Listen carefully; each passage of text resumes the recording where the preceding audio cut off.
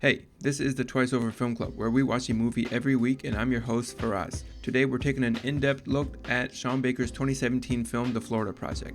We generally held this film in high regard. If you go over to thetwiceover.com and arrange the order of the elements in any way you want, the lowest tally you get is an 81, and it goes as high as 87. While you're there, check out our other episodes, such as Michael Clayton, City of God, Three Idiots, Sound of Metal, and so many more. We try our best to maintain a diverse range of movies, from blockbusters to indies, and both foreign language and English. If you want to keep up with our watch schedule, follow us at The Twice Over on all the socials.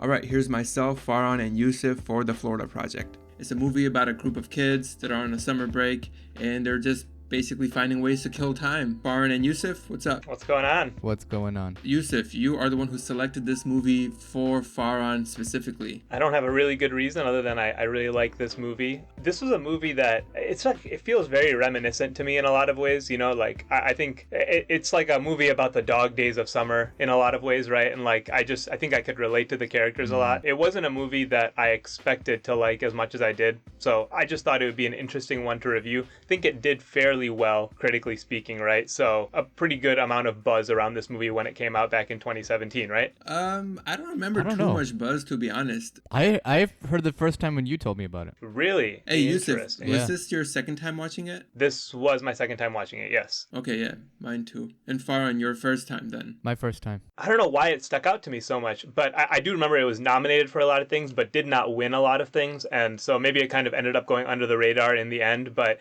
you know, this was the same year that, what was that? Three Billboards Outside of Ebbing, Missouri, a couple other movies. Like, it was a fairly strong year in the end. Shape of Water. Lady Shape Bird. of Water, Lady Bird. Shape of Water, Lady Bird, Dunkirk, Get Out.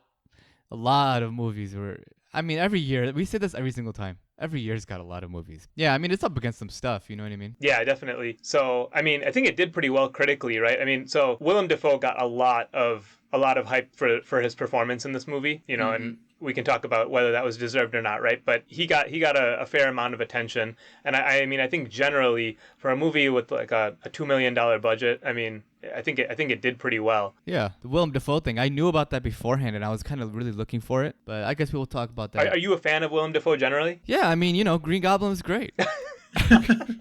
That's the performance you're gonna pick to define Willem Dafoe? What? I don't know too much about Willem Dafoe. I mean, I'm perfectly honest with you, but I know he's a great actor, and I mean, he's not bad. He's not a bad actor at all. He's great. I don't know if it's Oscar nominated worthy, to be honest with you, but you know, whatever. I mean, I will just say he's been in movies since the 80s, basically. Oh yeah.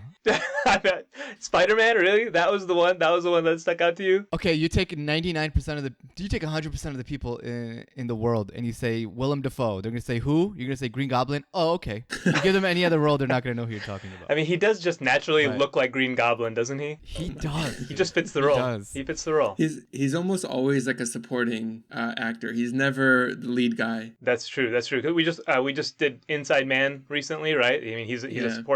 a supporting cast member again in that one as well. Similar to, in terms of his level of kind of impact, I think. So yeah, I mean, he's very well known, been around for a long time, but he's really just Green Goblin. Yeah, I guess that's what we've decided. Okay. But it's cool. It's cool to see him in a role like this. That being said, shall we go into some of our scores here? Let's do it. You just want to rattle off our scores. I'll go with my writing score first. I give it an 85. I'm at a 70. I'm at a 20. What? No, I'm just kidding. I wanted to see what Yusuf's response would be. I was speechless. I was silent. You were silenced. No, I'm at an 85. Interesting. Okay, so I'm actually the lowest on writing here. Fair enough. I mean, so I'll tell you right now, 70 for writing is my lowest score for this movie. Part of that is basically, you know, because a lot of the movie does take place with child actors. I don't think that they did poorly at all. In fact, I think the opposite. I just didn't think a lot of it was very carefully scripted or anything, and that's what I was kind of weighing when I did my writing score. But actually, I think the dialogue on screen was better than the 70 that I gave it. So it's simply a measure of kind of where I was gauging what was written in the script. If that makes sense. Because I actually gave it a 85 because I thought the writing was so well crafted for the kids, and I was very impressed by that, because a lot of times writing for kids can seem unnatural or too adult or whatever, but it didn't seem like that for me. It did to me. However, and just for one character in the movie, however, for everyone else, it was very good, very believable, and it was awesome. It was it was like an indie picture. This is reminding me of like an independent film. It definitely had that So feel. cool, yeah. Overall, not bad. Yep. Right. Let's talk about the Yeah, narrative. I had a 90 for narrative. Oh, 85. I give it a 60. So I'll explain myself. I give it a 60 mainly because the story is not much of a story. Even just how I explained the movie in the beginning of this episode was it's just a bunch of kids, not a bunch, a few kids who are under summer break and they're killing time. Obviously, there is a little more to the story than that, but it's still pretty bare. And on top of that, the story is kind of, it's not for everyone. I can see so many people being turned off by watching this. So I had to go low for that. And then I just thought the direction itself was average. So I went with a 60. Interesting. I mean, my thing is I don't care about story. I care about execution. And I thought the execution was excellent. I didn't think that anything was really... I felt like everything that was in here was necessary and nothing was fluffed. Nothing was given, I don't know how to say it, but fluffy details. Everything that was there was necessary, purposeful. It wasn't for the sake of it. Yeah, nothing was for the sake of getting an audience. You know what I mean? They wanted to stay true to the story, as little of a story as it is. I still think it's a great story. I still think it's a very believable story. And I mean, I live in Peoria, and there's people around me who are exactly like the people in this movie, exactly like them. So I mean, I thought it was really good. This is not the kind of movie, I think Faraz is already insinuating, this is not the kind of movie that I would typically give a 90 for plot, right? For narrative. You're right. Like, there's not a lot that happens, but I think for some reason, like, yeah, the story just really caught me off guard. I just love the way that we're seeing everything from a child's perspective, and they stay so true to that perspective that I really did think, that was a function of the direction and the execution more than, the plot of the movie. I'm giving this movie points for, how they carried it out. The fact that I really did feel like even what was going on with the adults in this movie, we're understanding it and we're viewing it from the child's perspective. And I thought that was really hard to do. There's a lot of subtle cues that they use to kind of keep that perspective true. And I just really loved that. Otherwise, yeah, it's a bit of a slow progression of a movie. It never lost my attention. And it really is hard to think like, okay, like, what scenes would I take out of this movie? I'm not sure. I'm really not sure. So I for that reason, I couldn't really go much lower, even though typically I probably would want to see a more complex story going on, just the way the cookie crumbles. I'm rubbing off on you. I guess so. You know what I mean? Yeah. That's good. That means that you're making some valid points on this podcast, and you're not just talking a bunch of trash. So I'm actually learning something here. So I am too, man. Okay, I mean, I guess you guys just felt the direction was strong enough to give it the scores that you guys did, and maybe I didn't see it as much. Which is all good. All right, acting I gave a 90. 85. 90. All right, we're very close. I mean, I think we can all agree that it's very impressive acting. The kids are actually great. Outside of maybe a couple supporting casts, I didn't have any issues at all. The main actress, Bria Vinaite, Yeah, she plays Haley, right? she plays Haley. Basically, no experience before this movie. This was her first ever acting gig. That's crazy. That is crazy.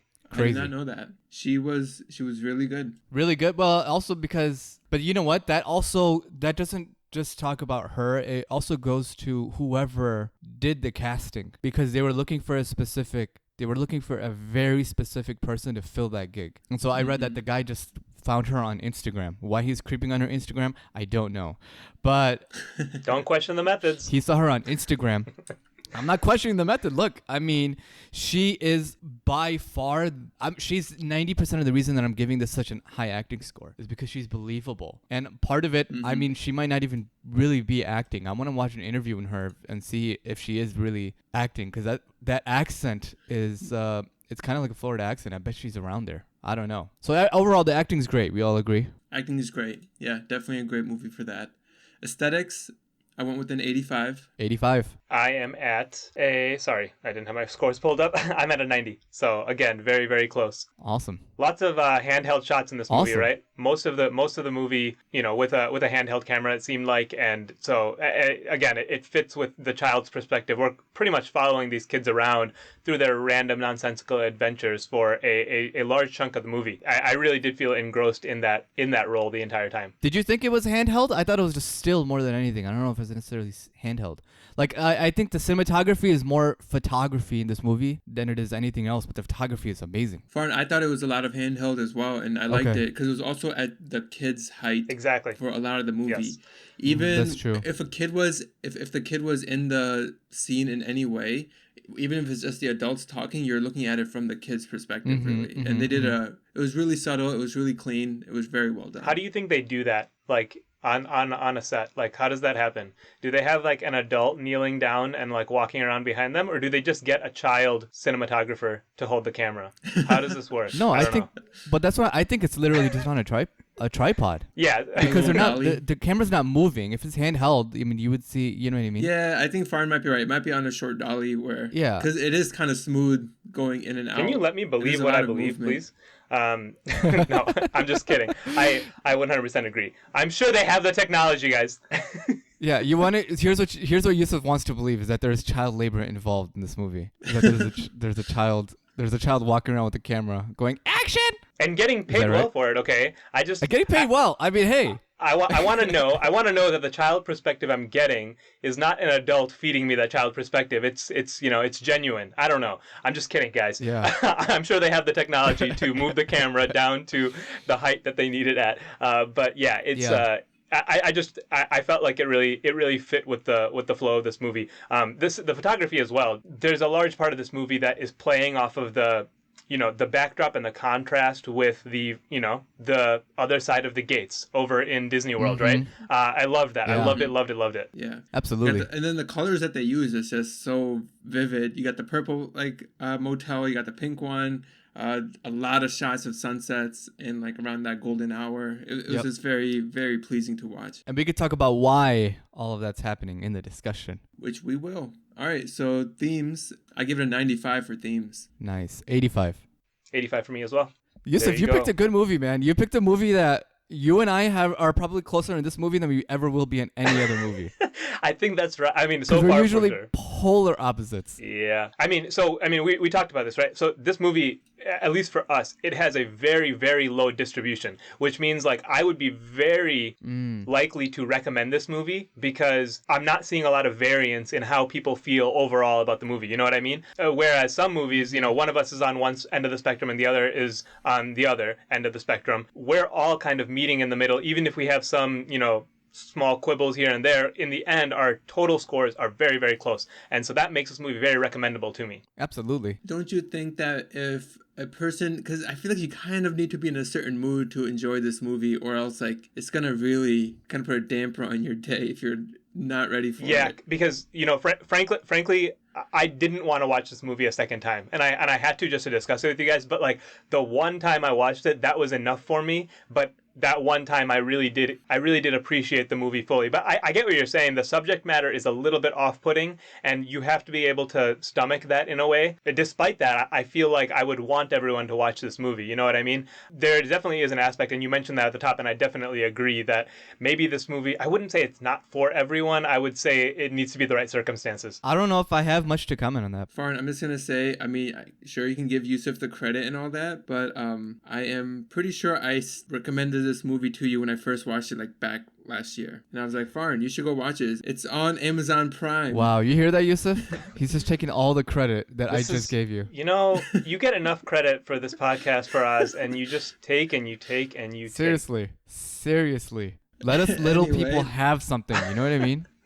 Literally us little people, because you're like 6'3" and we're like 4'11". Well, here's the thing. We have to point out that for us, your recommendations, if Farhan takes them or doesn't take them, that's totally up to him. But when I assign a movie for this podcast, he is forced to watch it. So is true. there's also that.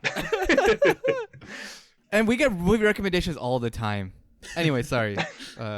What percentage of Faraz's movie recommendations do you think that you take? No, Farn and I have pretty similar tastes. I mean, I would love to take them all. Yeah, but how many do you actually take? That's a loaded question because it's not a factor of him. It's just overall. I don't get the time to watch a lot of movies. So, or I don't set aside the time, at least I'll say, to watch a lot of movies anymore. So probably like 10%. I think that's Pathetic. I mean, I'm just messing with you, but I think that's probably true. I probably take 10% of Faraz's recommendations too. I'm sure he takes 10% of mine, if that. So he probably takes less, man, actually. Faraz, how many? When's the last time a movie's been recommended to me? It's been a while. I don't know. See, I don't really recommend movies to a lot of people because I've got a very particular taste that, not even a particular taste, but I think people just don't like taking any movie recommendations from me. Well, they should take this one. I think we are all recommending this movie to all of you, all Absolutely. 10 of you. You think we're up to 11 listeners by now, Farhan? All 11 of you, we're recommending this movie. Yeah. Definitely. You know, when I first heard the title of this movie, I thought somebody was like working on some sort of project in Florida, and that's why it was called that. And totally went over my head that they were talking about Project Housing. So you guys want to hear a little bit of trivia? Let's hear it. Florida Project was an early development name for Disney World. Oh. No that way. Ties in pretty well. Can you imagine if Disney World was called the Florida Project? Why would it? I don't understand that name at all. What was Walt Disney thinking?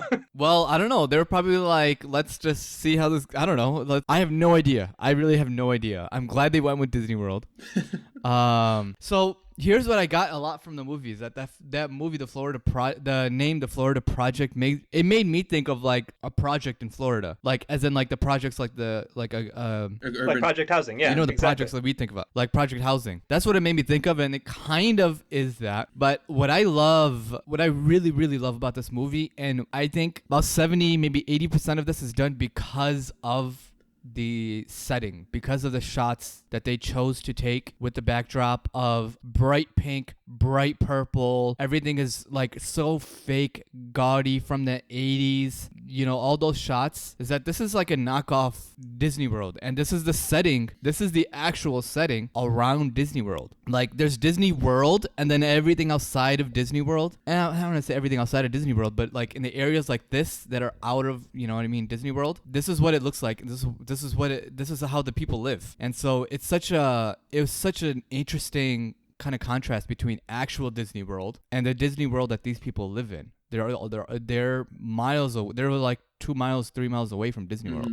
That's the I mean, this is beyond the facade of that, you know, magical world, right? And that's a central point of this movie. I don't think they ever really put it in your face, but it's hard to ignore by the time you get to the end of the film, right? It's hard to ignore the contrast that they're developing between, you know, that little island of escape that they've built within the walls, and then what goes on immediately outside of that, and how people are kept out of that. You know, the child's perspective really helps us understand that, you know, every child wants to go to Disney World, and there are children right outside, and they know that there's something there, and they've never been beyond those gates, right? And so they never get that escape. And it's not just the children, of course, right? But I love that perspective, kind of drive that point home. It can't be understated that like Disney World is like, in some ways, it's like a universal concept, right? Like everyone knows and has like a distinct feeling associated with it, right? Whether you're a Disney fan or not, just in childhood, you develop that feeling, and that you know what it represents. I think that was beautifully done. Dude, 100%, you're like right on point. Like I remember as a kid, I went to Disney World when I was 10 years old because my parents wanted to wait until everyone was older so that they can actually get their money's worth, right? Because they're Indian and that's how we do things. What age did they claim you when you bought the ticket at the front gate? That's the real question. That is the real question. I mean, if you're 10, you gotta slide that down to, you know, 8 and under, right? And you get the 7. child ticket. There you go. 7 or something. Yeah. No, they got a stroller for me just to sell it. Oh, excellent. I remember. I mean, Disney World. I used to see commercials about Disney World on the kid TV shows I was watching, and I remember this one specific commercial where there was this kid who would close their eyes until they were right in front of the castle, and then they'd open them, and it's like, oh, look, the castle. You know what I mean? And when I was 10 years old, mind you, I'm older than these kids are. I'm like, dude, there's like WWF, like that's the stuff that I'm into. But when we went to Disney World, I secretly, because I have 3 older siblings, I secretly closed my eyes and wouldn't look at the castle until I was right in front of it so that I can get the same exact experience. Bro, it's like you're going to Hajj or something. Exactly. It's like I'm going to pilgrimage. And, you know, it's exactly like that. That's Disney World for pretty much everybody. in the world. Everybody in the world universally knows Disney World to be like that, right? And even for the kids in this movie who are living in Orlando, and it's just so interesting that this is what everybody thinks about Disney World. And these people have a completely different, I think, concept of it. Like have these kids ever even been to Disney World? They've probably never been. If they go, it's like that's a week of rent for them, for their parents. But they could still get to it in other ways, right? I mean, it's their imagination. And that's what we see. We see a brilliant contrast between the environment that a child lives in and the environment that they create for themselves, and how those two interact and how those two interplay is just, it's genius. I think they did that really well. I was gonna mention the scenes at the abandoned houses or the condos or whatever it was. When she's in there, she's got her imagination going, like, oh, this is my bedroom, it would be overlooking this would be here, and we would play over here. It's just, something like every child does. It's just amplified here because these guys are living in pretty tough conditions, and they're, like you said, so close to what is quote unquote the magical kingdom. And then you also have that one scene with the Brazilian newlywed couple, and they've accidentally booked the motel instead of one of the hotels within the actual park. Yeah. And they're like distraught and like super frustrated, and like the girl's like, I can always tell when the adults are about to cry. She's about to cry right now. Right. And that's bringing up that part. I mean, if we talk about the themes of this movie, it tackles a lot of them, and it tackles them subtly. And I don't think it's not in your face with anything, but it tackles parenting. It tackles just childhood, like imagination, children's imagination. There's classist stuff all throughout this movie. There's kind of like true goodness, or like goodness of intention versus goodness of action, I would say. You know what I mean? Yeah. Because you can argue that she's a great mom. Definitely. I mean, she clearly cares. It's just it goes into like the cycle of poverty. She can only do what she knows, right? So can you really blame her for her ignorance? She loves her daughter. She is trying to provide for her daughter. Now, you could obviously, there's that scene again with when she has to go to the other motel for one night, so it's not like, so they're not setting up residence at one motel in particular, and the Indian lady at she's like the new management at the new motel, and she's basically berating her, saying like, no wonder you're in this condition, look at the way you and your child talk. And obviously that's a very unfair way to look at what Mooney and Haley are going through. That was played by my aunt. Okay. Stop it. You guys didn't know. Your auntie from back in the probably your mom's neighbor when they were growing up or something like that, right? Yeah. That kind of auntie. Yeah. Of course, that's my auntie too. Actually, didn't I not mention that? That's why I chose this movie. Yeah. Because your auntie's in the movie.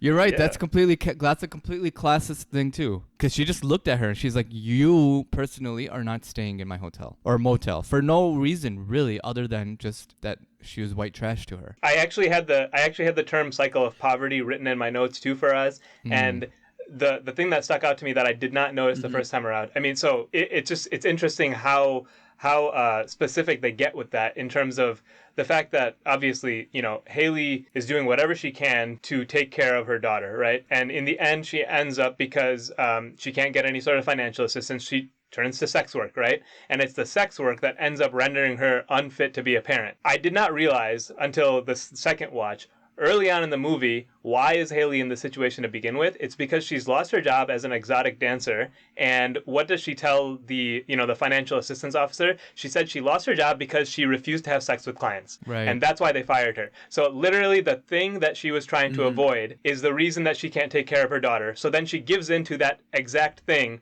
and it's what makes her no longer fit to take care of her daughter. I thought that was, interesting. I didn't pick up on that. It's just, it's super deep. I mean, I totally forgot that minor detail, but man, it just drives home the point. She really is trying very hard, and arguably is being quite a good parent here, but the circumstances just will not allow it. It will not allow it to, to hold up for very long. Yeah, it's not something that she can just like change, like, turn the switch and correct. Like it's a societal thing, it's a systemic thing. It's not just all on her. There's one quote I wrote down that I think encompasses the entire theme, which is, I think it's Mooney and Jancy. What's the boy's name? Yeah, Scooty, and then Dickie is the other boy that isn't around for as long. It's the crew. Yeah, and Scooty's like been told that he can't hang out with Mooney anymore. But Mooney and Jancy are looking at this big tree, and Mooney says, "This is my favorite tree because it's tipped over and still growing." And I was like, "Whoa, that just captures the entire movie right there." Like that's what these kids are. Like they're in a bad position, but this is what they're growing up in. This is this is what it is. To them, they're not in a bad position. They're in a great position. Yeah, to them, they don't even know it. They have no idea. Yeah, I just love that interplay between the fact that this is set in Orlando with the backdrop of. I mean, can we talk about some of the photography? The way the movie even just starts out is just you see those two kids and they're just like in tattered clothes, kind of. They're just against that like pink wall. They're sweaty and hot because it's Orlando. Oh yeah, exactly. And they do that all throughout the movie. So I love those shots. Whenever they're going, like when they're going to get ice cream, and you see that gift store that just has that wizard on top, and there's you see Futureland with the cheap Futureland sign saying I love those knockoff names. Or something. It's just like rockets, like fake plastic rockets.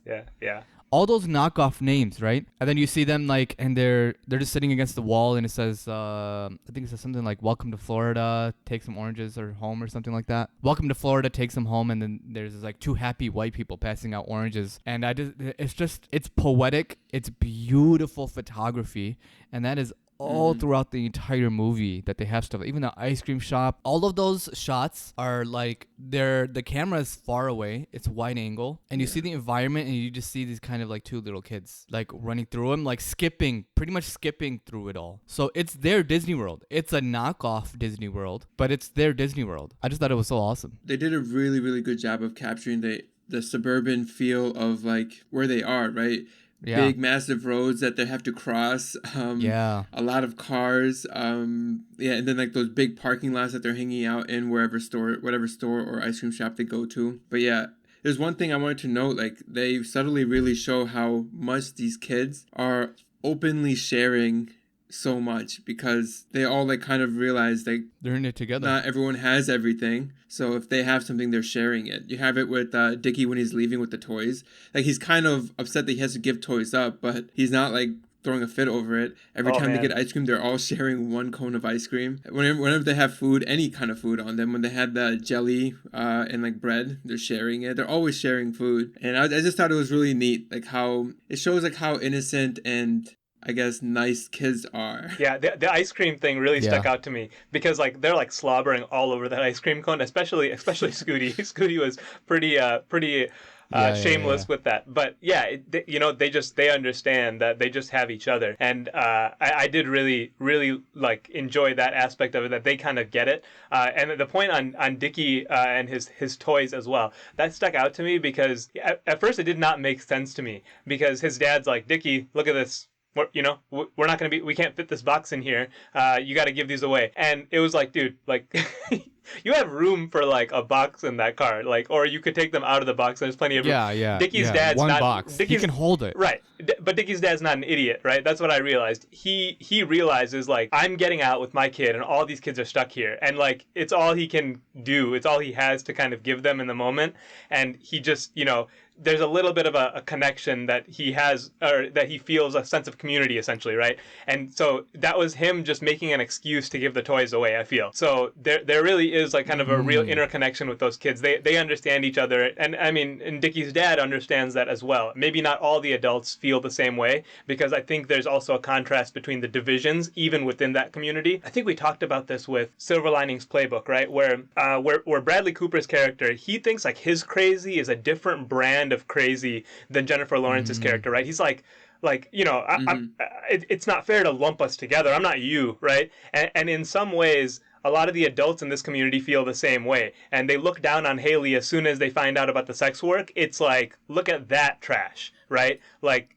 we can't even associate with her, and we won't even help her because she's a different tier than us. She's below us. And so it's, some adults really do understand that they're all stuck together, and who is it? It's Jancy's grandmother who really does help out Haley a lot throughout the movie. But then there's others, like the girl who, I forget her name, but it's Scooty's mom, right? Who's her best friend. Ashley, there you go. Is Haley's best friend throughout most of the movie, but then as soon as their relationship breaks, she's actually the one that really brings the house down on her, right? She calls DCF. She's the one who really lets Haley's life unravel because, again, she thinks she's better than her. She thinks, like, I can't believe that you would resort to sex work. And she kind of arrogantly shows her the picture and says, I know that's you. I know that you're so disgusting.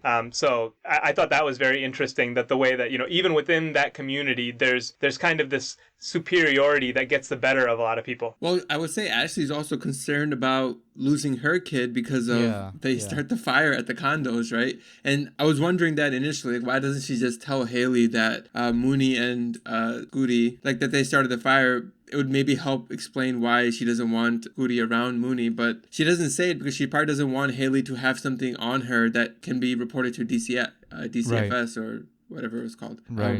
But yeah, that's what I was thinking. I thought she was fair with her. I mean, yeah, we're not sure that she's the one that called DCF because everyone knew, right? Yeah, everyone knew. Because when she's doing laundry, like, this other lady's ignoring her because she doesn't want to talk to her. This other random lady in the motel, and she knows just as much. In the laundry area scene, right? Yeah. So I mean, I guess that the implication is that Ashley called because it happens right after Haley, beats the snot out of Ashley. So I think that is the implication. But you're right, because even in that scene, Ashley says the thing she's concerned about most is Scooty. She says, if I ever find out that you were doing that while Scooty was in the room with you, then I'll kill you. And that's what triggers Haley to make her eye socket black and blue, right? So it is kind of a sense of self-preservation, but that's not even the only example of this. So yeah, there's all sorts of motivations as to why people do it. But even, I was even thinking the lady at the Arabian, is that what it was? The other hotel that Haley and that Haley and Mooney try to stay at for the night. She thinks of Haley as utter trash, and it's like, dude, you're running this trash motel. Like, don't act like you're so far removed from the situation. But there really is. Yeah, a hotel called the Arabian, which has Indian music playing. By the way, it's got like Bollywood music playing. That's not Arabian, bro. Sorry, that just really bugged me. And it was over $10, right? Or I suppose it wasn't. That was kind of the excuse that the lady was making, because even when Bobby offers to pay the $10 difference, he said, and Bobby, he's the exact opposite of this, right? He's the exact foil to that type of behavior, because all he's trying to do is, show some compassion for these people. But when he offers to pay the $10 difference, it gets thrown back in his face, and the lady says, your type are not welcome at our hotel or our motel, which is of, probably 1.5 stars. We can't have your 1-star motel trash over here. So there's that type of mentality just prevalent in that community. I thought that was very interesting. Well, let's talk about Bobby, William Dafoe's character. Clearly, he's like the one known actor.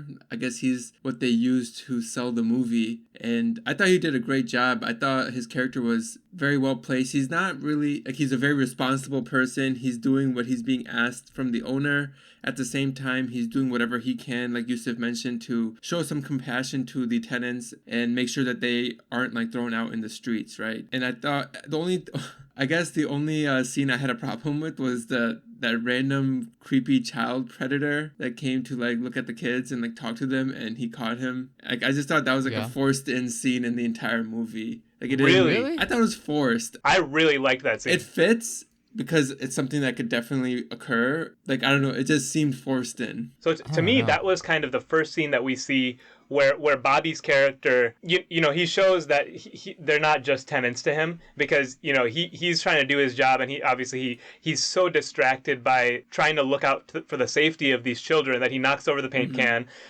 gets yelled at for it, takes some heat for it. I really did love his march over there. The questioning he does, and he says, oh, you came to a motel to get a soda? You were looking for a soda? I can show you where the soda machine is. He takes them, he makes him buy a soda. He's like, aren't you gonna drink it? And then as soon as the guy says, yeah, it's pretty good, he smacks it out of his hand, and he's like, get the fuck out of here. I really loved that scene. I don't know why. Maybe it was just kind of the slow tension building, but maybe it was a little bit over the top, but I really did think it drove the point home. And that's the first instance of many where it's just, he's just trying to be a good guy. He's trying to, he knows that, like, things are not as easy. I think he even clearly lives in the building. I'm not sure if that's clear, but at some point they do kind of show him going into one of the rooms for the night. So, he is part of that community as much as everyone else.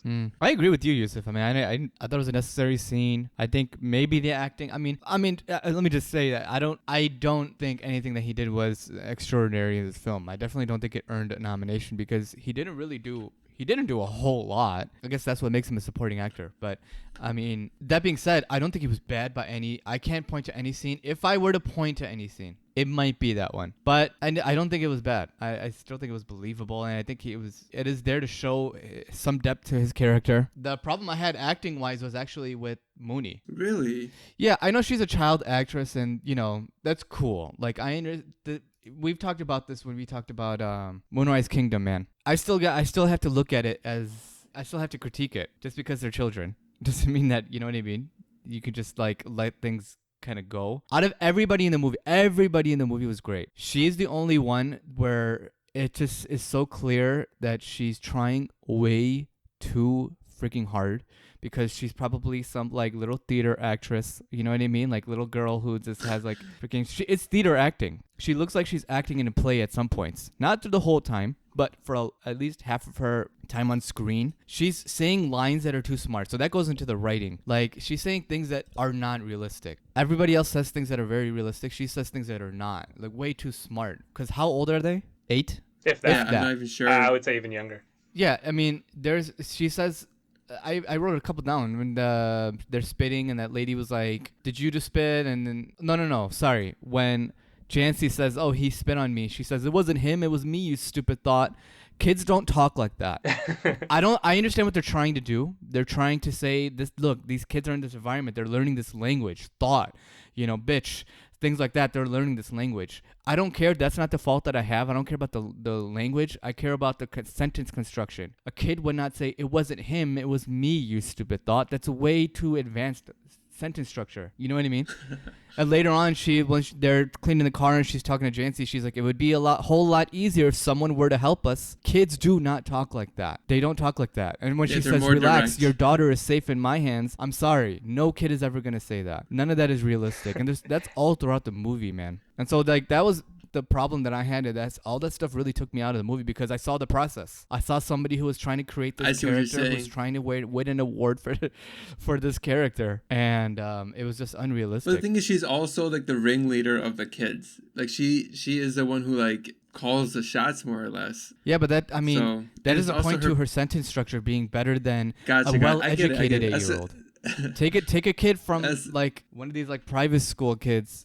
When they're 8 years old, I'm sorry, they're still not forming sentences like that. And her crying scene was like, it was cringy for me. Do you guys remember her crying scene? You're talking about at the very end, the very end, right? When she knows she's being, I thought they did do a lot of like close-up shots on faces throughout this whole movie, and that was another one of them, and I think they held kind of too long, and they made her like stand there and cry for a little too long, right? Without saying anything. You can tell that they're like... It was almost like she was crying with, she's crying with no emotion on her face. Like it was just like she was being told like you have to cry for 30 seconds, and she's like, They're like blink your eyes a couple times. Blink your eyes, tears will come. Blink your eyes. Okay, great. All right, we got it. Show's over. You know what I mean? It's such BS. Man. I hate they just ruined the movie. I thought it was okay. And I wanted to get into that last scene. If I could just say, I think that despite that, this is like, I think that falls a lot on the writing. Right, I agree. But I do think the acting, the child acting in this movie is some of the best I've seen in a very long time. Because I felt like I was in their shoes. Maybe this is because I kind of related to a lot of the experiences. I mean, I don't want to suggest I had anything like a hard childhood like they did. But I remember those summer days kind of wandering around with nothing to do, and you're just kind of making your own fun, and you're getting into trouble. And did you guys ever do anything like stupid? I mean, not like start a fire and burn down a building. Well, but like you bite off more you can chew than you can chew. I mean, I remember doing things like that. I felt like those kids in a lot of ways just stuck in the middle of the summer. Yeah, no, and For sure. I think a lot of that also goes to the writing. A lot of it goes to the directing, because the directing, they're directing them on how to act. So, a lot of that goes to the directing. I think her in particular was the only one I had issues with. Jancy and Scooty were awesome. They were amazing. And yeah, some of the dialogue was great. Like when they're walking they're walking by that orange shop, and Jancy's like, "I don't love oranges. I love orange soda." And then Scooty, or was it Scooty, I think, and he's like, "The only thing I don't like about oranges is the lid." And then either Mooney or Jancy was like, "You mean the peel?" He's like, "No, the lid." They're like, "Yeah, that's called the peel." But that's such a kid thing to say. But I wish there was more stuff like that and less stuff of like. The only thing I would say is that Mooney, she was asked to do so much more than the other characters, so maybe that's why there's more to critique on. Whereas the other ones didn't have to do nearly as much, True. so they just had to kind of be there and have a quip line here or there. So that's the only thing I would say. Overall, I mean, so acting, I mean, Haley, I mean, we talked about how she's not even a trained actress. How awesome was she in this movie? Like, that was incredible, and I'm surprised that didn't earn her anything nomination wise. Yeah, I mean, I think that's solely a function of like this movie was viewed as really good, and then they're like, okay, well, who like, oh, William Dafoe's in this, he's gonna get the award, you know? Like, I don't think that's fair at all, but that's probably what happened. See, like and that's BS, because her performance was so. If they did it with anybody else, like, and if they did it with some, like, try to do it with a mainstream actress, they were looking at Miley Cyrus and somebody else for this role. Can you imagine what this movie would have been if like one of them had done it? Or Britney Spears and Miley Cyrus is who they were considering. Like, come on, dude. I'm so glad that they went with this chick. That would have been an abomination on multiple levels. Oh, yeah.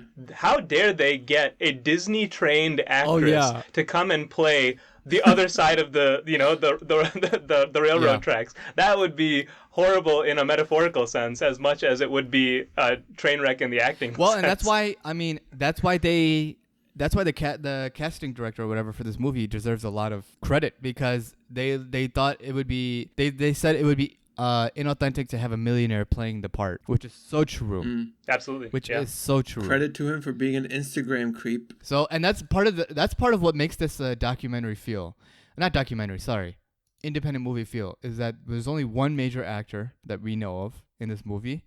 And everybody else is playing roles that are specifically suited. Like, they were specifically chosen for that role. And so it just makes it a lot more realistic, because, like I said, I don't even know if the chick really is acting. Like, that just might be not what she's like, but she might not have had to do anything accent wise. That might just be maybe she had a part in the dialogue. Like, I don't even know. You know what I mean? I mean, it more or less is an independent film, man. It's a $2 million budget. Yeah. Like, that's very small for movies nowadays. Yeah. Also, on that note, that last scene, right? So they couldn't get a permit to film inside Disney World. So from the moment when Jancy holds Moni's hands and they run to Disney World, that's shot on an iPhone. Really? Yeah. Yep, that's right. I was going to mention this too. It's whatever. Disney World just would not agree to let them film inside Disney World, so they literally snuck the shot, and they had one take at it. That's awesome. They walked through the gates.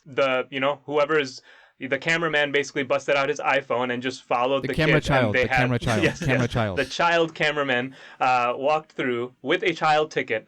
Granted, but seriously, they had to buy tickets at the gate and walk in, and they had to follow the kids up towards the Magic Kingdom. I really did love that last shot. I don't know if I agree with the entire cinematography, or not just the cinematography, but the entire feel of that shot. I didn't like how suddenly they moved to kind of, you know, it's a bit of a time-lapse shot that they're doing there, right? As soon as Jancy grabs Mooney's hand, and then they start running off. It's like a time-lapse shot, and this is the first time they put artificial music over the shot, right? That's the first time in the movie they do that, which I think that helped with the authenticity throughout the movie, and they break it right there for that final scene. I didn't love that part of it, but I did love the symbolism of them just trying to, you know, they're going to get caught, right? We don't see it because the credits roll too soon. They're going to get caught. Mooney's going to be shipped off to some foster family, and, you know, her life as she knows it is over. But they got that one moment of escape, right? They got to Disney World for a second. For just a moment, they got to kind of forget about all of that. And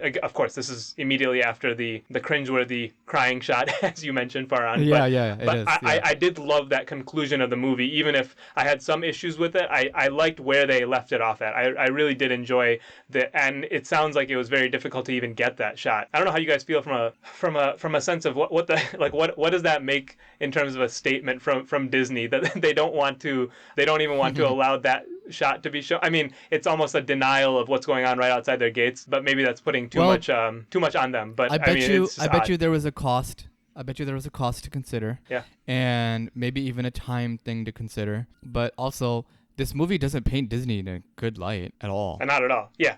If you think about it. So, I mean, I think there's a lot that goes into it. But speaking of that ending, I mean, I love that ending. Me too. Because you talk about how they finally reached Disney World. Did they? Yeah, so you're suggesting that, I mean, I guess because of how stark of a break in the feel of the movie it is in that last scene, yeah, you could argue that that's not actually happening, right? So I don't even think it's when is the last time you've been to Disney World? Yeah, not in 20 years. Bro, I've never gone. Okay, you've never gone to Disney World. Yeah. Wow. Anuche and I we go every year. Not because we love Disney World, but we have a conference there and it's in Orlando and we skip the conference and go to Disney World. Yeah, that's why, yeah. I mean, it's not because it's not because I'm like dreaming of it, and I close my eyes until I get to the castle. Yeah, that's never enough. It's impossible for those kids to be in Disney World. Here's why. To have gotten through the gates, right? Not only that. No? There's that too, right? There's that aspect of it. But Disney World is actually, it's a whole branch on the island that you cannot get to outside of highway. That's the only way you're gonna get to it. You can't get their local roads. It's not like us going to like Enchanted Castle or like Chuck E. Cheese. It's like going to, I'm trying to think about what in other places that would be like Six Flags this. in Gurney. And I can't think of one. Not even. Take Six Flags in Gurney, multiply that by 10. Not even, more than that. I mean, it's a whole separate highway system in Disney. So when you reach Disney, first of all, Magic Kingdom is at the very end of the park. So first you get Animal Kingdom, and then you get like Hollywood Studios, and then you get Epcot, then you get Magic Kingdom, and that's all on a highway. That's like 5 mile stretch on the highway that you can't get to just by running to it. So the fact that they put that music in, they cued that music in, they show all those shots. Those kids are not actually in Disney, but it's just them going to their fantasy land, right? That's them going to their knockoff Disney. That's a good point. I mean, it's in their imagination. So yeah, they're running off to probably one of the abandoned buildings or somewhere else, the normal places that they hang out, and they're just having another pretend adventure that they're getting their moment of escape. I like that. I like that interpretation, and I think it holds with the way that that scene was presented. I was thinking about the fact that, I don't know. I mean, they get there fairly quickly. We don't see them, encounter any sort of resistance. Like somebody's checking tickets, somebody's doing something, right? But we don't actually see that shot. Yeah, and from my recollection, I mean, it depends on which part of Disney World you're going to and where you're coming from. But I remember taking a ferry across to the Magic Kingdom. So, like, I was thinking about all that stuff. That's when you're in the park already. But yeah. Well, again, but how would they have? They're running up to the castle when we see them finally. So they've gotten past all of that, and how, right? We don't get to see any of that. So it's a fair point that that's probably going on in their heads, right? And that is even more depressing than this movie already is. But I mean, it does drive home the point, right? I'm totally okay with that interpretation. It fits the movie better. Like Yusuf just said, it's more depressing, but that's what this movie is, kind of. It justifies that cinematography approach to that final scene as well. Right. Exactly. Right. That's part of the reason I gave the score so high as well, is because of that specific scene. Because the places where they're staying they can't be closer than 5-10 miles outside of the Disney park in general. You know what I mean? So for them to just run all that way, like, it's just it doesn't make sense. And I think that they play on people knowing that, or I hope that they kind of played on people knowing that. And because if you've never been to Disney World, you wouldn't know. You know what I mean? But yeah, that's definitely right. I had a couple. I mean, just building off that point, I feel like something that we see throughout this movie a lot is just everyone else trying to have some sort of escape. It's not just the kids, right? And it's not just. I mean, the way that the kids are escaping, the adults are all using Disney World to escape in the same way, right? I think that's particularly personified by that couple that gets misdirected and comes into the Magic Castle, right? And we just see like how upset they are that they don't get to have their moment of escape, and it's just for a night, right? But everyone's kind of doing the same make-believe thing. I thought that was, again, I mean, we've discussed this baseline theme enough, I think, but I just thought it was interesting how everyone's kind of doing it. Haley is doing it. Haley does it to distract her children. I mean, not her children, but her daughter, as well as, you know, Scooty and Jancy and the rest of the gang. You know, everyone's kind of playing they're using this kind of escapist route to try and put off the problems that they're having. I thought, and I mentioned this earlier, the child's perspective really helped drive home how odd that is and how real it is from the kid's perspective. I mean, you know, like, what a big difference that makes, right? Haley, it does actually do a good job of shielding her daughter for as long as she can, because I mean, how long into the movie was it for you guys before you realized that Haley's having trouble maintaining the lifestyle? I mean, I don't think that they actually come out and say that, like, you know, she's not able to make ends meet for quite a bit. All we hear is like her telling Mooney, like, yeah, I had to sell the iPad, I'm sorry. Or like, then we see her taking selfies and not really explaining why, but, you know, you get the hint when they have kind of those back-to-back shots of Mooney taking baths, and then eventually somebody walks into the bathroom while she's taking a bath, and you get the hint, you know, that, and then later we see her paying her rent ahead of time and like being happy about it. And I didn't question that at first. I was like, that's weird. But then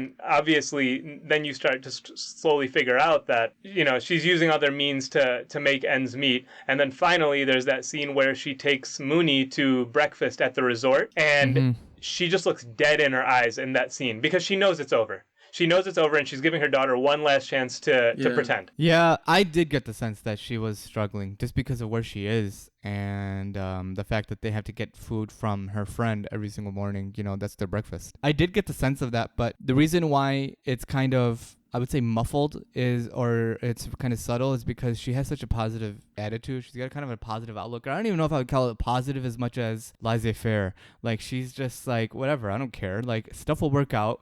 We're going to make it work. We're going to fight for what's ours, you know what I mean? But she's not stressed about it. And that points me towards whenever there's a character like that that's alone. I mean, we have no idea what happened to her when she was a kid. And you got to think the way that she's parenting her kid is in rebellion to the way that she was raised, or the way that people tried to raise her. You know what I mean? There's no abuse. There's no discipline, which makes me think the opposite probably happened to her. You know what I mean? So that's why I think a lot of it's just her being like, yeah, stuff happens, but whatever. Like, we'll be fine. You know what I mean? We'll find a way. And she's not stressed about it, because then that ends up in her. And that same thing happens to her kid, right? Her kid ends up being exactly like her, where she's like, yeah, whatever. I'll do what I want. I'm going to have fun. That's what this life is for, is I'm having fun, no matter what the consequences are. I mean, I take your point, and I think it's a very good point that, you know, there's obviously some implications they're making about what Haley's upbringing was like. I don't think it's quite that she doesn't care.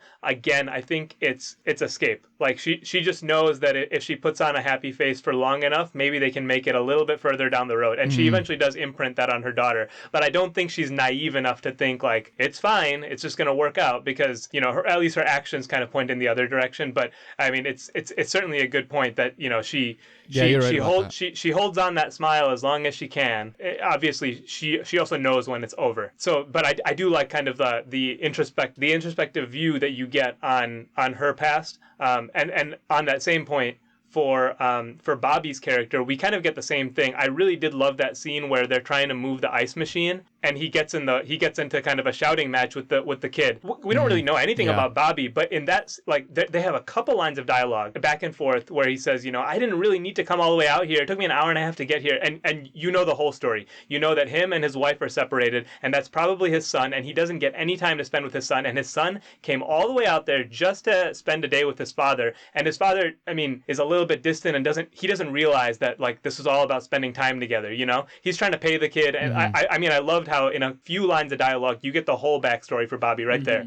Yeah, that was very well done. And like, he's just upset about the fact that his son told his ex-wife that he wished her a happy birthday. And that's what, like, triggers the conversation, and you find out what the situation is between these two people here. Because there's one scene before that when he's helping him get rid of the bed bugs on a mattress, and I just assumed it's like a hand at the motel that works there, but he realized, no, that was his son, who comes every few weekends to help out, but he's really just coming to spend time with his dad. Yeah, fits fits with the overall feel of this movie. Where I mean, they tell you a lot without telling you too much. I think that's pervasive throughout the entire movie, and I love that. I think that really helps drive the themes home even stronger. This is like I don't know if you guys care about fiction at all, but this is like what Hemingway did in writing. That's kind of what they did in this movie. Is they say what needs to be said and nothing more. They show what needs to be shown and then nothing more. You know, there's a lot of they look at the conservation of space. They look at every. I mean, it seemed to me like every scene. It just gives you what you need and nothing. It doesn't give you more. There's no fluff. Yeah, everything's very necessary and thought out. Super necessary in the words of another famous South Floridian, Jorge Masvidal. For anybody who knows what I'm talking about. I certainly did not get that one. Yeah, me neither. All right, it's a UFC reference. Ah. Yeah, overall, a really good movie that, tackles a lot of tough issues, kind of all at the same time, and it's not in your face with any of them. You're going to hate some of the characters, you're going to love some of the characters. In fact, you might do it all for the same character. I would conclude by saying that it's a very simple movie, but very, very thoughtful. Would you guys rewatch? I did rewatch. For this podcast. Would I rewatch for a third time? Probably not, unless I was watching it with people who had not seen it yet. Yeah, I don't think I'd want to watch it again. It felt very heavy by the time I made it to the end of it, and yeah. I mean that's again a mark of how good it is. But I don't think I would purposely sit down and say I'm going to enjoy this movie again. I don't think that's the case. So interesting. You have to be in the mood for it. I would. This is one of the movies that I would want to show. I would want to sit down with somebody who is obsessed with all these huge production mainstream movies and be like, look, this is film. Let me walk you through. Let me walk you through how somebody can say so much without saying a lot. I would totally do. I would watch this again. I mean, yeah, I would certainly love to have that perspective and get reactions from people, certainly. And again, I think that is why I say this. I would recommend this movie to almost anyone. So agree with you there. It comes back to my narrative score being so low. I just don't think this movie is for a lot of people. I mean, it's a good movie. There's no denying it, but I just don't think a lot of people would like it. Maybe so. That doesn't mean that I wouldn't recommend it. I would still recommend it. Anyway, everyone, thanks for listening. Thanks for having me. I don't have you, bro. You're my host, or you're a host. Faraz, I need you to have me. Thanks for listening to this production of The Twice Over. If you enjoyed this episode, consider subscribing and sharing it with a friend. Want to see what your tally is? Check out thetwiceover.com. All the movies we've done are listed there, as well as what we're watching for the current week. Follow us at The Twice Over on Twitter, Instagram, and Facebook, where you can leave us any suggestions, feedback, or comments. And if you're about it, you can also support us on Patreon. The music you hear on this podcast is from Amerigo Gazaway. You can find his work on Bandcamp and Spotify.